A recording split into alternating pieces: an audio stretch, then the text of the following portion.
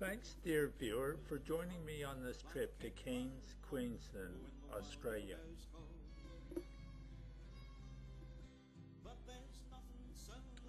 I spent a couple of days in Cairns, having done a trip from Brisbane up through Bundaberg to Townsville, Cairns, and finally Port Douglas. It was a great, enjoyable experience.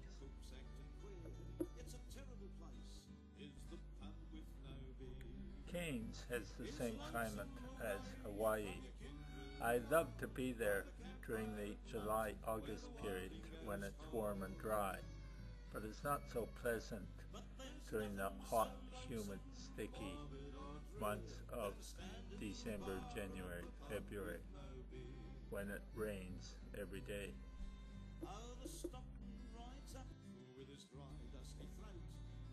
It's also the entry into the Great Barrier Reef and has a large ocean port, international airport, and good fishing and scuba diving.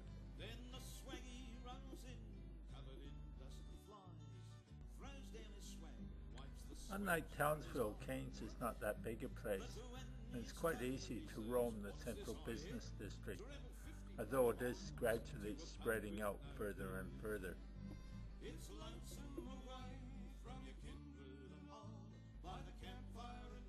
It's surrounded by high hills, 300 meters high, leading up to the Etherton Tablelands.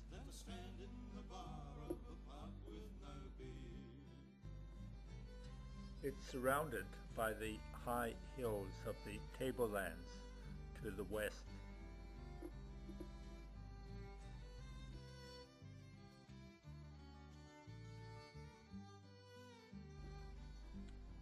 This aerial view gives an idea of the mountains, the layout of the city on the ocean, and of course the airport.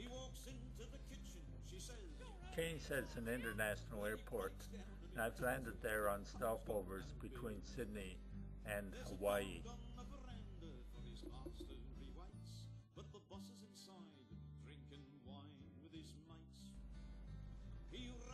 This panoramic view gives you an idea of the coastline of Cairns.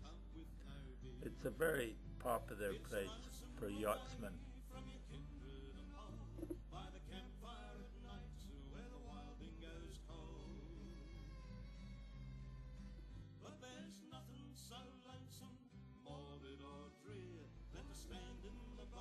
Cairns has some deep ocean fishing, including fishing for marlin.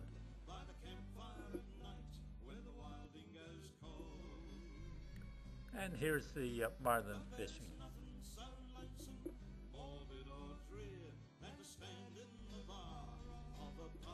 There are beautiful sunsets, and here's a picture of the Cairns shoreline at night.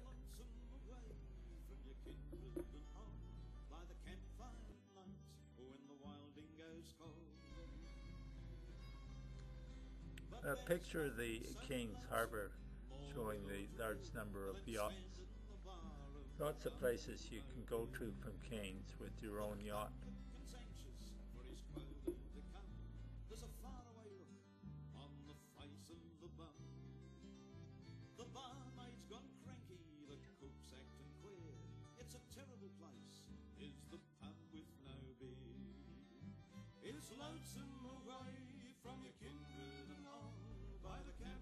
Perhaps the biggest industry for Cairns is tourism.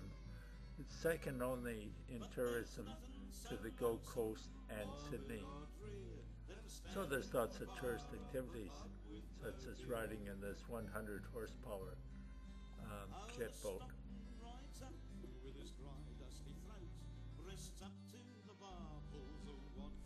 Most people want to do some scuba diving or skin diving, and there's lots of training courses to get your PADI certification.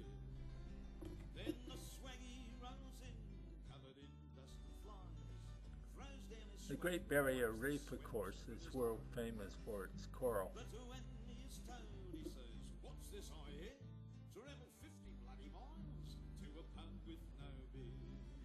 And there are some magnificent fish.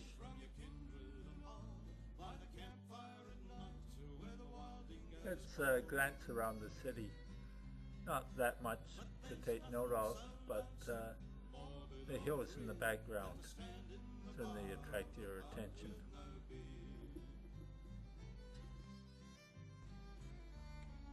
This is Trinity Wharf.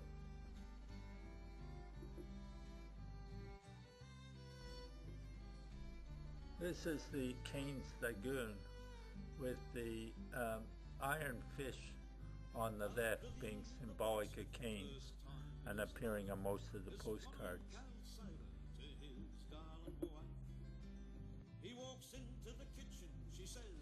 Enjoying a tropical climate, ʻKɛ̈nz would be my favorite place to live in Queensland.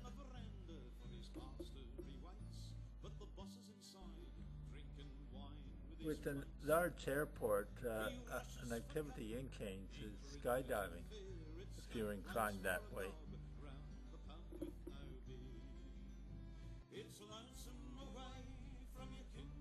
The Bruce Highway is the major artery leading up the east coast of Queensland. At times it can get very congested.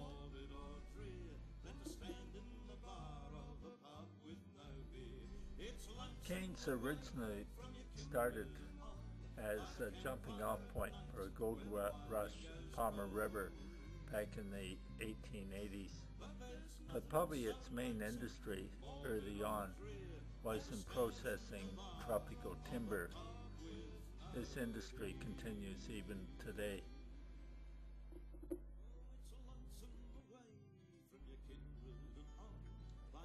Let's go and visit Kuranda, a small town of about 650 people, located 25 kilometres from ʻKɛ̈nz and 330 meters higher on the Atherton Tablelands. You can get there on the Sky Car, apparently the longest in the world at 7.5 kilometres.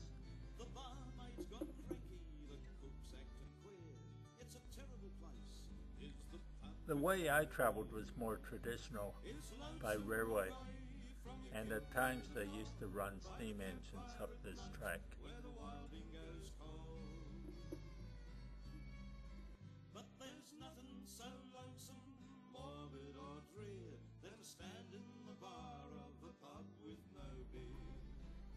As you climb the hills, the view is magnificent over the tropical rainforest and back over the flatlands of ʻKɛ̈nz.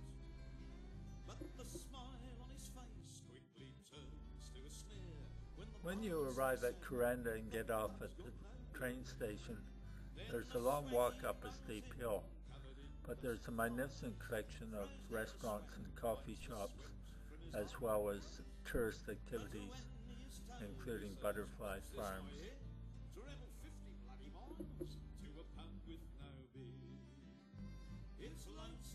There's lots of walkways through the tropical rainforest.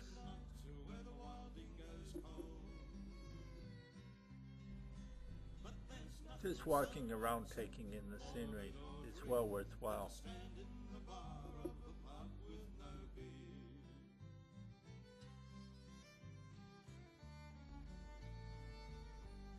There's an abundance of water and hydroelectricity is generated near Kuranda.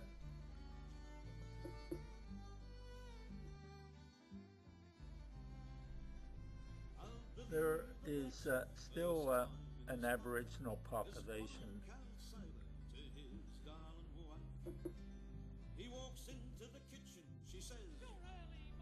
Thanks, viewer, for joining me on this quick visit to ʻKɛ̈nz and Kuranda, Queensland. Have a good day.